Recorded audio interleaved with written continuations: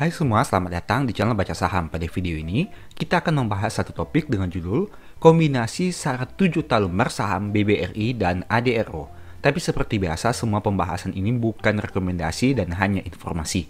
Ingat, kerugian kamu tanggung sendiri ya. Awal tahun 2025, saham BRI dan ADRO akan memberikan bonus kepada pemegang saham pada tanggal 15 Januari 2025, yaitu dividen interim yang akan dibagikan oleh perusahaan kepada seluruh pemegang saham. Menariknya, baik BBRI maupun ADRO, keduanya memiliki payment date pada tanggal 15 Januari. Mari baca artikel singkat berikut ini. Ini merupakan artikel dari saham BBRI. Dalam rangka HUT ke-129, BBRI bagi dividen interim sebesar 135 per lembar atau total 20,46 triliun rupiah. Pembagian dividen ini sebagai bentuk apresiasi BRI kepada para pemegang saham dan komitmen untuk memberikan nilai tambah ekonomi untuk pembayaran dividen pada tanggal 15 Januari 2025. Direktur Utama BRI menegaskan bahwa pembagian dividen ini tidak akan mengganggu permodalan BRI. Kemudian untuk saham ADRO, PT Alam Tree Resources Indonesia ADRO menetapkan kurs dolar AS yang menjadi patokan dividen interim. Dividen tersebut rencananya dicairkan pada tanggal 15 Januari tahun 2025. Untuk kurs yang digunakan adalah 16.157. Dengan demikian, nilai dividen yang akan dibagikan mencapai 3,23 triliun rupiah untuk 30,24 miliar saham atau sebesar 106,84 per lembar saham. Selain dari sisi dividen, ternyata kalau kamu analisa kombinasi antara dua perusahaan ini mungkin bisa dipertimbangkan lebih lanjut. Perbankan adalah sektor yang lebih defensif dengan kinerja yang relatif stabil, sedangkan untuk sektor energi dan batubara mungkin lebih fluktuatif. Meski kamu tentu sudah tahu bahwa beberapa waktu yang lalu, ADRO memutuskan untuk memisahkan diri dengan anak usahanya yang juga sudah IPO, yaitu AADI. Kalau kamu sudah nonton video baca saham sejak lama, kamu tentu tahu bahwa saya memiliki ketertarikan antara dua sektor ini, yaitu bank dan batubara. Pada beberapa e-book yang pernah ditulis seperti The Stock Market, saya mengambil contoh BRI dan ADRO.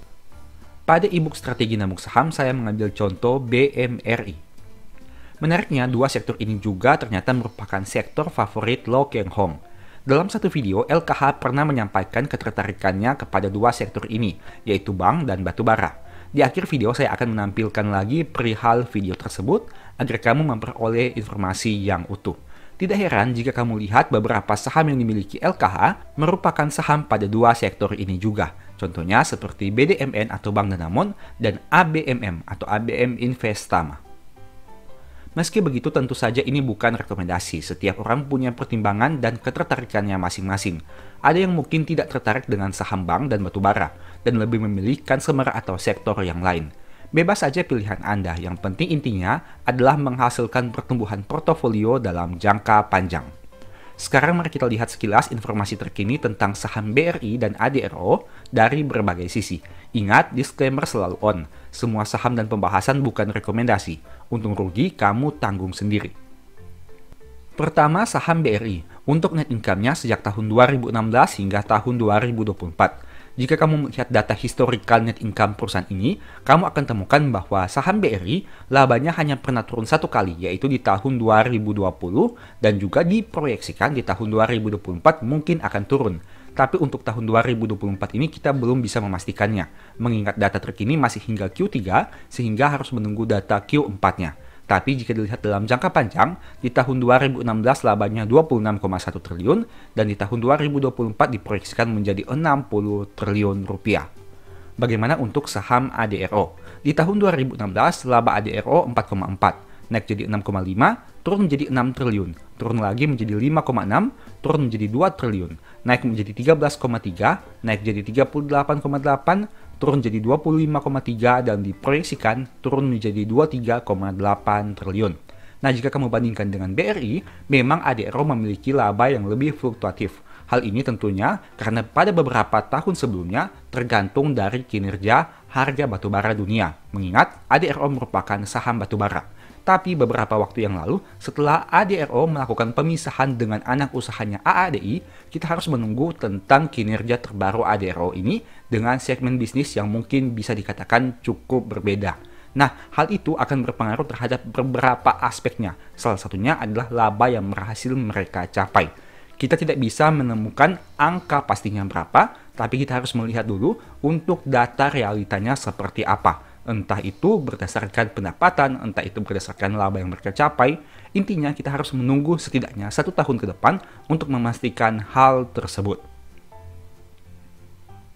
Kemudian terkait harga saham, dalam 5 tahun terakhir, ternyata BRI turun 3,76% dengan angka penutupan 4.150. Sedangkan saham ADRO naik 67% dengan harga penutupan 2.460. Di sini kamu bisa lihat bahwa kedua saham ini saling cover satu dengan yang lain, di mana saat harga saham BRI turun, saham ADRO yang mengalami kenaikan. Di sisi yang lain, untuk dari sisi pencapaian labanya, saat BRI memiliki laba yang cenderung stabil, ADRO memiliki laba yang lebih fluktuatif. Kemudian dari sisi rasio keuangan, gross profit margin BRI 69% dan ADRO 36%. Net profit margin BRI 29% dan net profit margin ADRO 27%. Untuk aspek profitabilitas, dua saham ini memiliki rasio profitabilitas yang di atas rata-rata. Untuk growth labanya, net income secara quarter untuk BRI masih naik 5,4 dan ADRO turun 10,7%.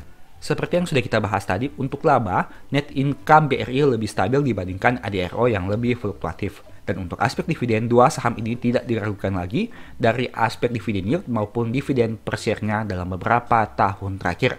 Tapi sebagai catatan, untuk dividen yield kedua saham ini perlu disesuaikan lagi berdasarkan realita yang ada.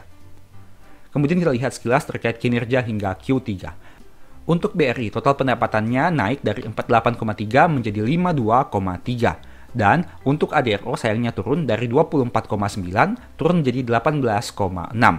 Beban pokok penjualan untuk BRI juga mengalami kenaikan dari 11,7 menjadi 15,9. Sedangkan ADRO karena pendapatannya turun menyebabkan beban pokoknya juga turun dari 15,8 menjadi 11,8.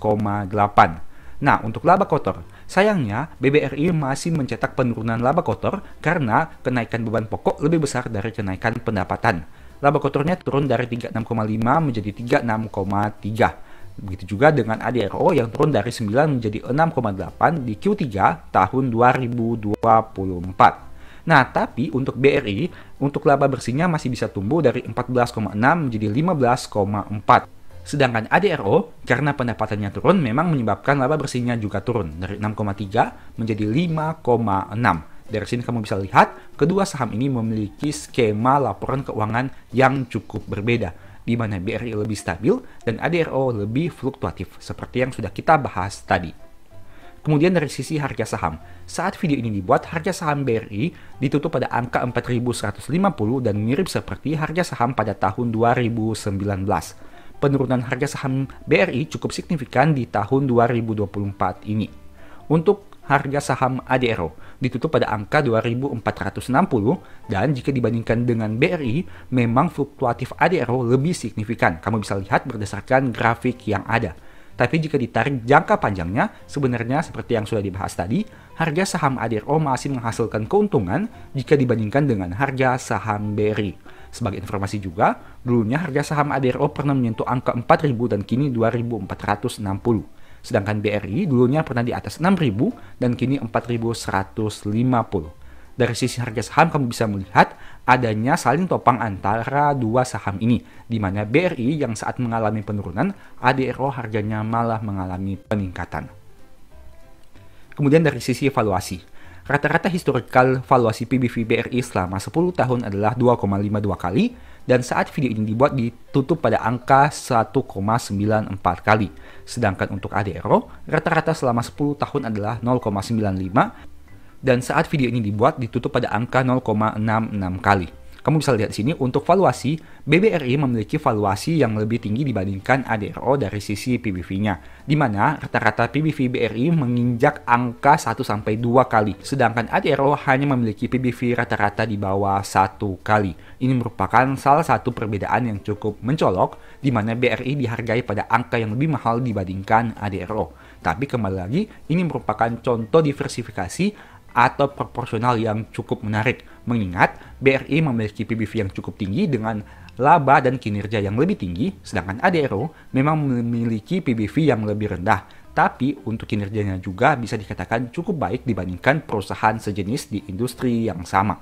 Dan kembali lagi, untuk pencapaian labanya dan untuk pencapaian harga sahamnya selama 5 tahun, kedua saham ini saling cover satu dengan yang lain.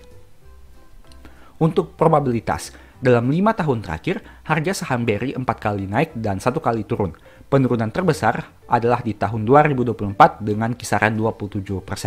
Sedangkan untuk ADRO dalam 5 tahun terakhir, 4 kali naik juga dan 1 kali turun. Penurunan terbesar di tahun 2023 dengan angka 34%. Nah, kamu bisa lihat di sini, di saat saham ADRO turun 34% di tahun 2023, harga saham BRI naik 16,6% di tahun 2023. Sebaliknya, di saat saham BRI turun 27% di tahun 2024, harga saham ADRO masih naik 2,1% ditambah dividen spesial yang dibagi di tahun 2024. Artinya potensi keuntungan dari saham ADRO di tahun 2024 sebenarnya di atas dari 2,10% karena adanya dividen spesial yang mereka bagikan. Untuk aspek dividen, kamu sudah tahu sesuai dengan informasi yang tadi saya sampaikan bahwa pada tahun 2025, tepatnya pada tanggal 15 Januari, baik saham BRI maupun saham ADRO, keduanya akan membagikan dividen interim yang sudah mereka umumkan sebelumnya. Tapi jika dilihat dalam jangka panjang, setidaknya dalam 5 tahun terakhir, kedua saham ini sangat konsisten bagi dividen. Bahkan dividen per share-nya sangat menarik jika dibandingkan dengan saham-saham di industri yang sama. Nah, menurut kamu bagaimana? Apakah kedua saham ini bisa dipertimbangkan untuk dianalisa lebih lanjut? Kita bahas kilas untuk kinerja terkait dividen dan harga sahamnya. Ini merupakan data harga saham di awal dan akhir tahun 2024. BRI 5.650 dan turun menjadi 4.080, sehingga loss 27,8%. ADRO dari 2.380 menjadi 2.430, yang artinya profit 2,1%. Nah, untuk aspek dividen, total dividen BRI di tahun 2024 adalah 319 per lembar saham, sedangkan ADRO adalah 1.767 per lembar saham, karena ada dividen spesial yang dibagikan di akhir tahun 2024 yang saya stabilo merah ini. Nah, jika kita bandingkan dengan dividen per share di tahun 2025, BRI akan membagikan dividen per share 135 per lembar saham. Artinya, jika ditotal dengan tahun 2024, berjumlah 454 per lembar saham. Atau dengan kata lain, jika dibagi dengan harga di awal tahun 2024, menawarkan total dividen yield hingga 8%. Sedangkan untuk ADRO, dividen per share di Januari 2025 adalah 106 per lembar saham. Dan total dividen di tahun 2024 dan tahun 2025 adalah 516 per lembar saham. Ingat, untuk total dividen ini, saya tidak memperhitungkan dividen spesial yang dibagikan di tahun 2024 dengan mempertimbangkan kemungkinan besar tidak akan terjadi pengulangan lagi di tahun 2025. Tapi meskipun begitu, total dividen yang diterima untuk saham ADRO mencapai 21,7%. Itu artinya ADRO memang cukup menarik dari aspek dividennya hingga video ini dibuat. Ingat kembali lagi, karena ADRO memiliki segmen bisnis yang cukup berbeda dengan tahun-tahun sebelumnya, sehingga kita tidak tahu ke depannya seperti apa. Apakah mungkin dividen yield-nya memang masih bisa sejumbo ini, ataukah nanti karena kinerjanya turun, menyebabkan dividen yield-nya jadi tidak menarik lagi. Ingat, hal itu kamu harus pertimbangkan sebelum mengambil keputusan. Karena ingat, semua untung rugi kamu yang tanggung sendiri. Tapi setidaknya berdasarkan data yang ada ini kamu bisa lihat, baik itu dari sisi dividen maupun capital gain, kedua kombinasi dari saham BRI dan ADRO ini mungkin bisa kamu pertimbangkan. Tapi ingat, pertimbangkan juga potensi resikonya. Apabila kita mengasumsikan memiliki 1 juta lembar saham kedua saham ini, harga saham BRI di angka 4.150 berarti membutuhkan dana sekitar 4,1 miliar. Sedangkan harga saham ADRO di angka 2.450 berarti membutuhkan dana 2,4 miliar. Angka yang sangat besar untuk 1 juta lembar saham. Tapi ingat, semua yang besar memulai dari sesuatu yang kecil. Sehingga kita harus fokus saja kepada apa yang kita miliki saat ini dengan terus mempertimbangkan berbagai potensi yang ada ke depannya. Dengan adanya juga meminimalisir resiko yang mungkin bisa terjadi. Seberapa besar lembar saham yang kamu bisa kumpulkan, itu tergantung dari kemampuanmu secara finansial maupun secara pengalaman. Sehingga setiap orang memiliki standar yang berbeda-beda. Yang pasti, kamu sebaiknya memiliki target lembar saham yang ingin dikumpulkan. Entah itu 1 juta lembar saham, entah itu 100.000 lembar saham, dan lain-lain. Yang pasti, angka tersebut sudah cukup untuk membuat kamu bisa hidup dari dividen saham saja. Ingat, saham yang disebutkan ini bukan rekomendasi dan hanya sebagai informasi atau referensi saja. Kamu bisa menemukan saham yang lain, entah itu bukan saham BRI ataupun bukan saham ADRO. Nah, menurut kamu bagaimana? Dari pembahasan ini, apakah ada informasi baru yang kamu peroleh? Semoga kamu mendapat informasi baru yang tentunya bisa berguna untuk memaksimalkan portofoliomu dalam jangka panjang.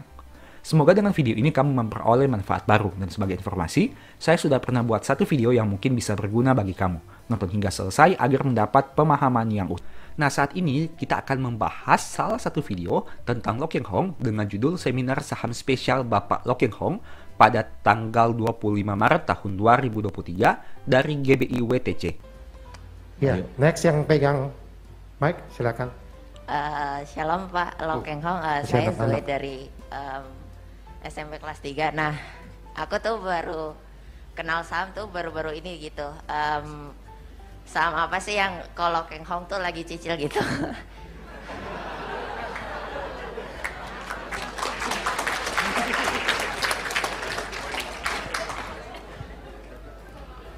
Wih, hebat lo, baru SMP 3 udah nanya saham ya. Saya SMP 3 belum tahu apa-apa, umur 30 baru tahu tentang saham saya. Ini SMP. Beli saham apa sih? Kalau saya sebut nanti harga sahamnya melonjak gimana? Dan yang kedua, saya bukan seorang penasihat investasi, tidak boleh memberikan rekomendasi membeli atau menjual menurut peraturan OJK. Ya. Tapi saya suka dua sektor. Nah, saya sebut sektornya aja. Saya suka dua sektor, satu bank, satu tambang batu bara. Saya suka. Ya. Karena bank, ada bank swasta, labanya 40 triliun laba bersih. Wih, enak ya, punya laba 40 triliun. Kita nggak usah bangun bank yang besar, tahu-tahu kita dapat pembagian keuntungan dari bank itu. Ada, tadi saya sebutin ada Adaro, itu bukan rekomendasi membeli ya atau menjual. Saya punya tambang batu bara yang lain, yang lebih murah. Itu labanya 38 triliun ya. Hanya dua sektor ini yang bagus ya. Kalau mau beli bank, beli tambang batu bara. Kenapa? Orang yang terkaya di Indonesia usahanya dua sektor ini ya.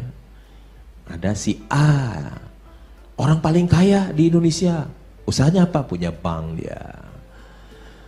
Sekarang ada lagi orang terkaya ngalahin. Siapa orang terkaya? Usahanya apa? Tambang batu bara. Ya, jadi dua sektor ini usaha yang bagus, ya. Yang labanya bisa puluhan triliun. Ya. Fokus saja di dua usaha ini. Demikian ya. Nah, dari pembahasan singkat Pak Loh Keng Hong tadi, kamu bisa melihat adanya dua sektor, yaitu sektor banking dan sektor batubara.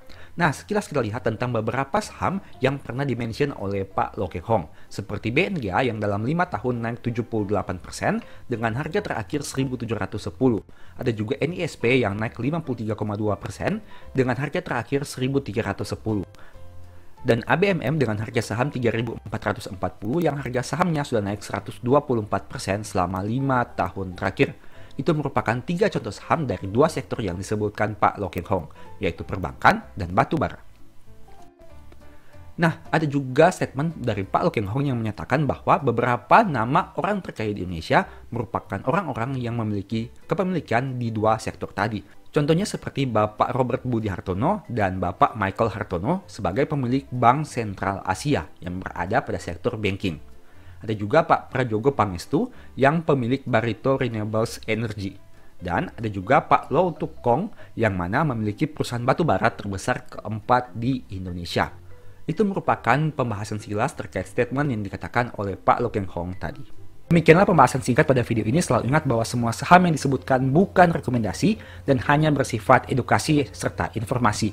Mohon juga agar dapat mengecek kembali data yang ditampilkan karena bisa saja terjadi kesalahan pengetikan atau pengambilan data. Di video berikutnya ingin dibahas materi apa lagi? Tulis di kolom komentar ya. Sebagai informasi, berikut ini beberapa list ebook baca saham. Pertama, psikologi saham. Kedua, stock for living. Ketiga, strategi nabung saham. Keempat, the stock market. Dan yang kelima, cara cepat analisa laporan keuangan. Apabila tertarik, chat saja pada nomor WA yang ada. Sekian video ini, semoga bermanfaat. Thank you.